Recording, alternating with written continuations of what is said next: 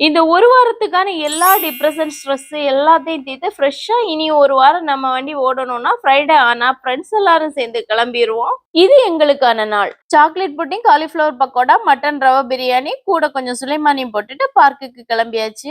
முடிஞ்ச வரைக்கும் எல்லா வீக்குமே சேர்ந்துருவோம். ஜாலியா பேசி சிரிச்சு எல்லா ஸ்ட்ரெஸ்ஸையும் இறக்கி விட்டுட்டு திரும்ப வந்துருவோம். ஆனா இந்த வாட்டி வித்தியாசமா ஏதாவது பண்ணணும்னு நினைச்சிட்டு ஒண்ணு பண்ணோம். கையில் இந்த தக்காளி சாதம், இந்த தனி இஞ்சி, முத்து இந்த தயிர் சாதம், இந்த முட்டை முழுங்கு, இந்த ரமேஷ் பொடி இட்லி, இந்த திணி பண்டாரம் தோசை.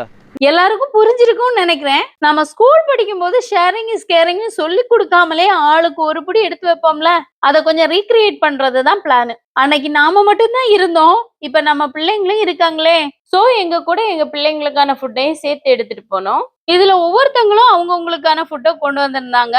சிக்கன் குழம்பு, chapati, fried rice, idiyappam, milk pudding, beef குழம்பு எல்லாம் வச்சு கொண்டு வந்திருந்தாங்க.